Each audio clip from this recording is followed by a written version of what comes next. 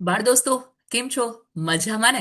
આજે આપણે ધોરણ 10 એની કવિતા નંબર 7, સરસ મજાનું એવું ગીત, હું એવું ગુજરાતી. વિનોદ જોશીએ બહુ સરસ મજાનું આ ગીત લખેલું છે, આપણે ભણશું.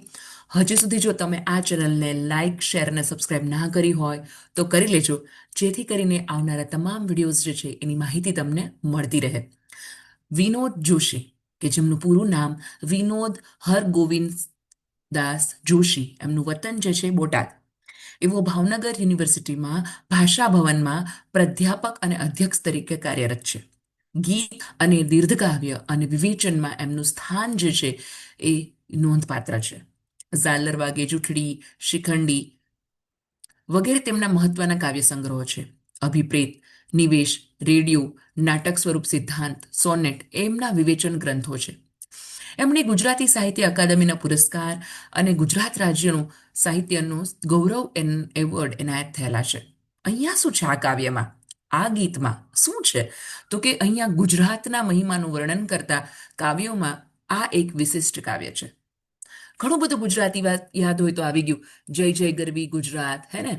જય સોમનાથ, જય દ્વારકેશ, જય બોલો વિશ્વના નાથની, સુવર્ણાક્ષરે લખશે કવિઓ, જય ગાથા ગુજરાતની. એ હોય કે પછી ઘણા બધા થઈ ગયા. તમને કોઈ ગુજરાત ઉપરની કવિતા યાદ આવતી હોય તો કમેન્ટ બોક્સમાં જણાવજો. ગુજરાતી હોવાના ગૌરવથી ગીત રચનાની શરૂઆત થાય છે. પ્રકૃતિએ સર્વ વિશેષતાઓથી ગુજરાતને રડિયાત કર્યું છે. સૌથી વધુ તમને ખબર છે મને શું ગમે?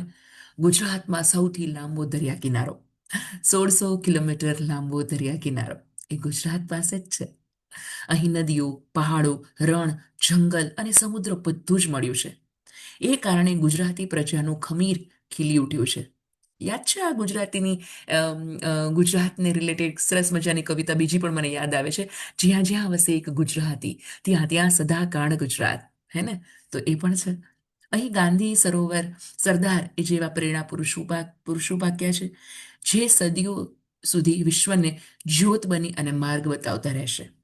ગુજરાત સંતો અને સુરવીરોની ભૂમિ છે. સિંહો જેવી અનેક વિરલ પ્રજાતિ ગુજરાતના પ્રજાએ સાચવી છે. એની એક સાંસ્કૃતિક વિરાસત પણ અનન્ય છે. આ બધું જોવા છતાં ગુજરાતી હોવાનું પ્રાદેશિક અભિમાન નહીં, પણ ભારત માતાના એક અંશ હોવાના ગૌરવ સાથે ગીત વિરમ્યું છે. મતલબ પ્રાઉડ ગુજરાત તરીકે તો છે જ, પણ અંતે તો ગુજરાત પણ ભારતનો ભાગ છે, માટે ભારતનો એક અંશ છે એવા ગૌરવ સાથે ગીત વિરમ્યું છે. જોરદાર કહેવાય ને? ગુજરાત અને સમગ્ર વિશેષતાઓ સાથે આ ગીતમાં નિરૂપાયું છે. તો આપણે ગાઈએ અને પછી સમજીએ. હું એવો ગુજરાતી, હું એવો ગુજરાતી, જેની હું ગુજરાતી એ જ વાતથી ગજગજ ફૂલે છાતી. અહીંયા કવિ એવું કહેવા માંગે છે કે હું એવો ગુજરાતી છું, હું એવો ગુજરાતી છું અને ગુજરાતી છું જ. એ જ વાતથી મારી છાતી જે છે એ ગર્વથી, અભિમાનથી અતિશય હરખાય છે, ખુશ થાય છે. અંગે અંગે વહે નર્મદા. મારા શું છે? તો કે અંગ અંગમાં નર્મદાના પાણી વહે છે. શ્વાસોમાં મહીસાગર, એટલે કે શ્વાસે શ્વાસમાં મહીસાગર. મહીસાગર ચરોતર વિસ્તારની નદી જે છે, આ પણ જેમ નર્મદા એક નદી છે, ગુજરાતની જીવાદોરી તરીકે ઓળખાય છે, એમ મહીસાગર એ પણ ચરોતર વિસ્તારની નદી છે. તો શું અહીંયા કીધું છે? નદીઓની વાત કરી છે કે અંગે અંગમાં નર્મદાના પાણી વહે છે અને શ્વાસે શ્વાસે મહીસાગર છલકાય છે. અરવલ્લીનો પિંડ પ્રાણમાં ધબકે છે રત્નાકર. એટલે શું કહે છે કે મારો દેહ જે છે એ અરવલ્લીનો બનેલો છે. અને અરવલ્લી એટલે આબુ સહિતની પર્વતમાળા જે છે એને અરવલ્લી કહેવામાં આવે છે. અને શ્વાસમાં રત્નાકર ધબકે છે. શ્વાસ એટલે પ્રાણ, અહીંયા અસ્તિત્વ એમ, અને ધડકે છે રત્નાકર એટલે કોણ? તો કે રત્નોના ભંડાર રૂપ આખે આખો સાગર એ ધબકે છે. પછી શું કહે છે? હું સાવજની ત્રાળ, હું જ ગરવી ભાષા લચકાતી, હું એવો ગુજરાતી, જેની ગુજરાતી એ જ વાતથી ગજગજ ફૂલે છાતી. અહીંયા એવું કહે છે કે હું જ હાવજની ત્રાળ. હાવજ, આહા હા હા, હાવજ ઉપરથી અકુપાર મને યાદ આવે. અકુપાર કે જે ધ્રુવ ભટ્ટ દાદાએ લખેલી છે, અને એમાં એવું કહે છે કે અલા, હાવજ આપણા ગામમાં નહીં, આપણે હાવજના ગામમાં રહીએ છીએ, અને એવા આપણે ગુજરાતી, હે ને? તો હું હાવજની ત્રાળ, હું જ ગરવી ભાષા લચકાતી, એટલે શું કહે છે કે હું જ શું છું? તો કે સિંહની ગર્જના છું. હું જ ગરવી ગુજરાતી ભાષા છું. હું એવો ગુજરાતી છું કે જે વાતથી જ, ગુજરાતી હોવાની વાતથી જ મારી છાતી ગર્વથી હરખાય છે. પછી શું કહે છે અહીંયા? આપણે થોડુંક તમને દેખાય એવું કરી દઈએ. યસ. શું કહે છે? હું, હા, નવરાત્રિનો ગર્ભદીપ હું. હું શત્રુંજય શૃંગ.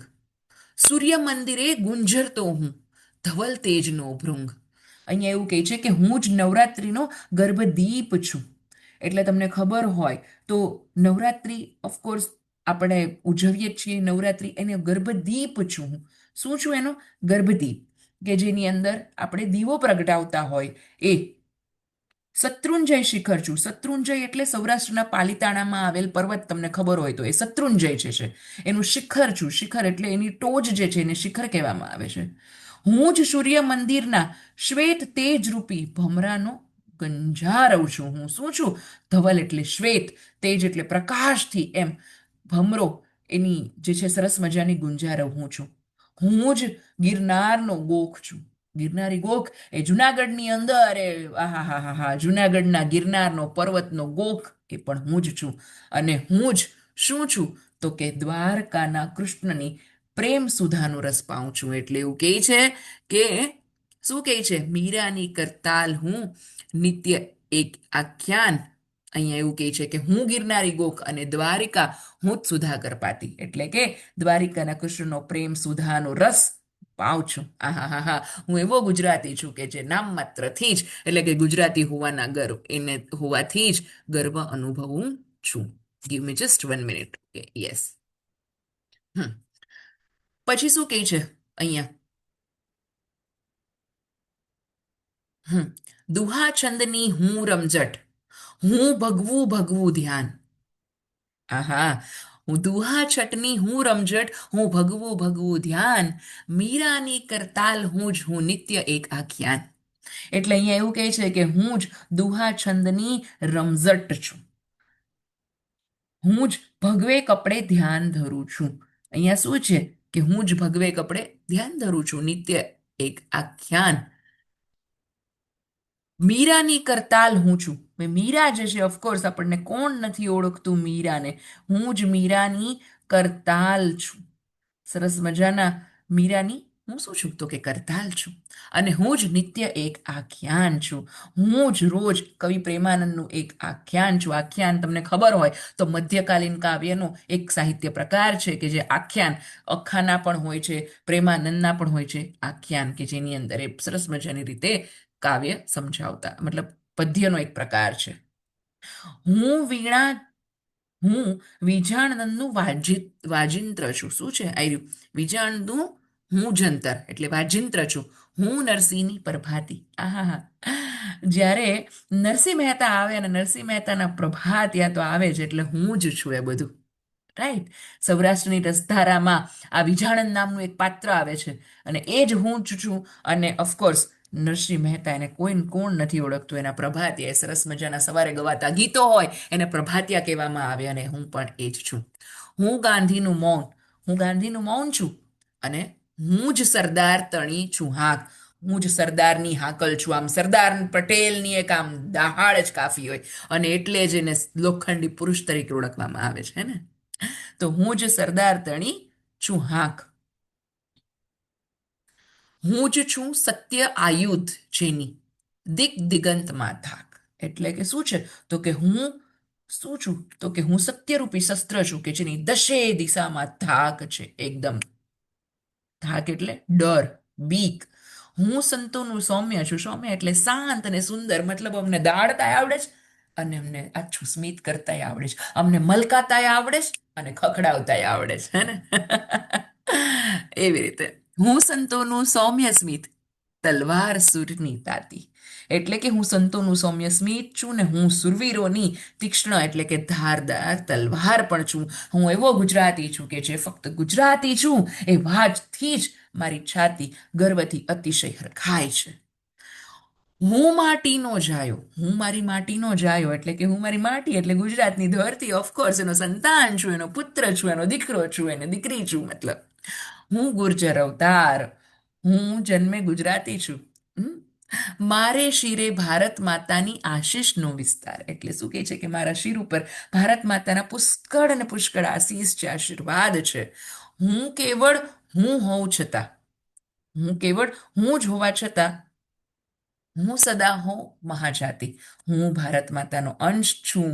આહાહા, મહાજાતિ એટલે કે ઉચ્ચ જાતિનો થઈ ગયો છે. બિકોઝ શું છું હું? ભારત માતાનો અંશ છું. અહીંયા જુઓ, શબ્દ સમજૂતી આકીમાંથી લેવામાં આવ્યો છે, એવું આપણને આપેલું નથી. ઓકે, શબ્દ સમજૂતી રત્નાકર એટલે સમુદ્ર, રત્નોના ભંડારરૂપ સાગર, હાવજ. આમ તો સાવજ છે પણ હાવજ બોલાય, આમ હાવજ એટલે સિંહ, સુધા એટલે અમૃત, આયુધ એટલે શસ્ત્ર હથિયાર, પિંડ એટલે આકાર ઘાટ, ભૃંગ એટલે ભમરો ભ્રમર, પ્રાણ એટલે અહીં અસ્તિત્વ, આમ શ્વાસ થાય પણ અહીંયા અસ્તિત્વના નામે છે એ, ફૂલે એટલે વિકસે. તળપદા શબ્દો, પ્રભાતિયા એટલે પ્રભાતિયા, જંતર એટલે વાજિંત્ર. વિરોધી છે ધવલ એટલે શ્યામ, ધવલ એટલે એકચ્યુઅલમાં શ્વેત થાય તો શ્યામ, શ્યામનું શ્વેત, એવી રીતે એમ. સુધાનું વિષ, સુધા એટલે અમૃત, એનું વિષ. સ્મિત, રુદન, આશીષ, અભિશાપ. શબ્દ સમૂહ માટેનો એક શબ્દ તો નવરાત્રિનો સમૂહ નવરાત્રિ.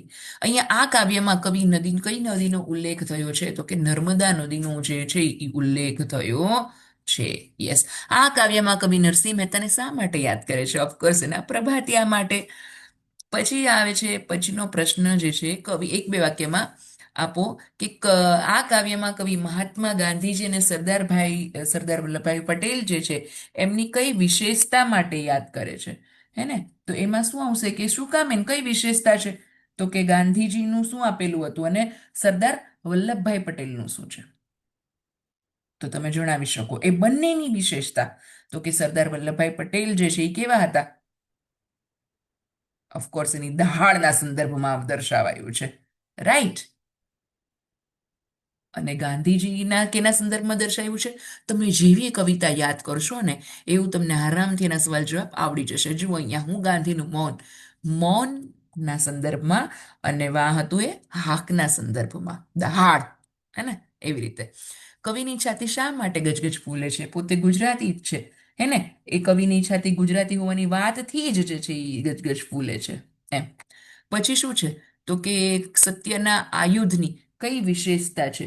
તો કે ગાંધીજીએ સત્યને આયુધ એટલે કે શસ્ત્ર કીધું છે. વિશ્વમાં અનેક યુદ્ધો જાત જાતના એ શસ્ત્રોથી લડાયા, અને અસ્ત્ર વાપરા, શસ્ત્ર વાપરા, અને ભવિષ્યમાં પણ લડાશે. અત્યારે જુઓ તમે, યુદ્ધ છે જ, પરંતુ સત્યરૂપી આયુધ એટલે કે સત્યરૂપી શસ્ત્રની સામે બધા જ જે છે ને એ પાંગડા. તમે વિચારો, ગાંધીજીએ સત્યના હિસા જોરે જ બ્રિટિશરોને પણ ધ્રુજાવ્યા, એમ. એટલે આ એક અનોખી ઘટના છે. પછી શું છે તો કે ગુજરાતની વ્યક્તિઓના શ્વાસમાં અને પ્રાણમાં શું રહેલું છે? તો કે ઓફકોર્સ ગુજરાતી વ્યક્તિની શ્વાસમાં એ ચરોતર મહીસાગર નદીના પાણી વહે છે, એટલે એમની એ પાણીનું ખમીર છે. એમના પ્રાણમાં રત્નાકર ધબકે છે, અને એમનું જીવન જે છે એ રત્નાકર, આહાહા, એના જેવું સમૃદ્ધ છે. આ કાવ્ય, આ પ્રશ્નોના 7-8 લીટીમાં જવાબ આપો. એમાં આ કાવ્યમાં ગુજરાતી પોતે ગુજરાત હોવાનું ગૌરવ કયા કયા કારણોસર અનુભવે છે? અહીંયા આખા કવિતાનો મર્મ જ આવી જશે, એમ. આખી કવિતા સમજી હશે ને તો. અને હું મારી માટીનો છાયો, હું ગુર્જર અવતાર, મારે શિર ભારત માતાની આશીષનો વિસ્તાર. તો અહીંયા પણ તમારે જે છે એ મેં તમને શોર્ટમાં કીધું હતું કે ભાઈ, હું મારી માટી એટલે ગુજરાતની ધરતીનો પુત્ર છું, હું જન્મે ગુજરાતી છું, અને મારા શિરે એ ભારત માતા, એના આશીર્વાદ છે. અને હું કેવળ હું હોવા છતાં જ હંમેશા કોનો રહીશ? તો કે ભારત માતાનો અંશ રહીશ, એમ. તો અહીંયા જે છે એ કાવ્યનું સરસ મજાનું ગાન પણ કરી શકાય એવું છે. આપણે એક લેશું શોર્ટ, એની અંદર આ કવિતાનું ગાન કરશું, સરસ મજાનું ગીત જે છે એ. ઓકે, આપણે મળશું નેક્સ્ટ વિડીયોમાં નેક્સ્ટ ચેપ્ટર સાથે. ત્યાં સુધી આવજો.